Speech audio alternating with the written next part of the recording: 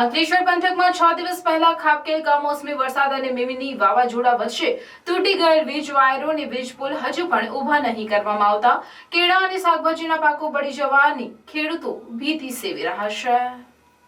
13મી મેના રોજ ભરૂચ જિલ્લામાં અચાનક વાતાવરણમાં પલટો આવ્યો હતો। આંધી તુફાન વચ્ચે ભારે વરસાદ ખાબકતા સર્વત્ર જળબંબાકારની પરિસ્થિતિનું નિર્માણ થયું હતું। વાવાઝોડા વચ્ચે અંકલેશ્વર પંથકના બોરભાઠા બેટ ગામ સહિતના ગામોમાં ખેડૂતોના ઊભા પાકને મોટું નુકસાન થયું હતું।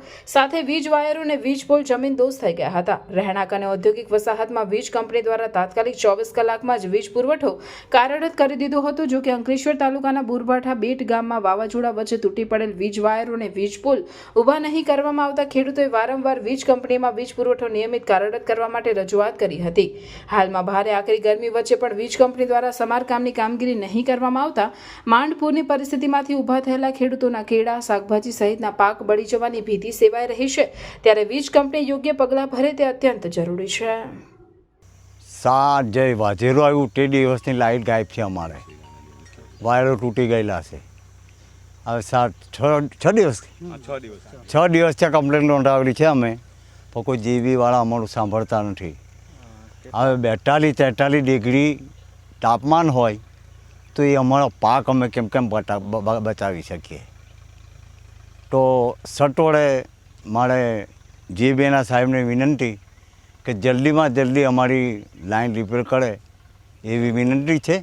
ને આ બાજુમાં સાહેબ આ ભીંડાનું બિયારણ ચોપેલું છે 6000 રૂપિયા કિલોનું છે। 7 દિવસ ત્યાં ચોપેલું છે, હવે એને પાણી નથી મળતું। તો શું નુકસાન થાય પાણી ન મળવામાં? પાણી ના મળે તો એ બિયારો બી સુકાઈ જાય, બિયારો કીડા ખેંચી જાય, એટલે બિયારો એક બાજુ થઈ જાય છે। બીજી કેર અમારી સુકાય છે સાહેબ। 12 મહિનાનો મહેનત કરીને હવે છેલ્લે અમારે નીંગલા અવસ્થા પાક લેવાની લણણી લેવાની હોય ત્યારે પાણીની તકલીફ પડે છે। તો હા, તમારી માંગ શું છે? માંગ તો અમારી માંગમાં તો એવું છે કે અમારી વીજળી સટોળે ચાલુ કરે સાહેબને એટલી વિનંતી।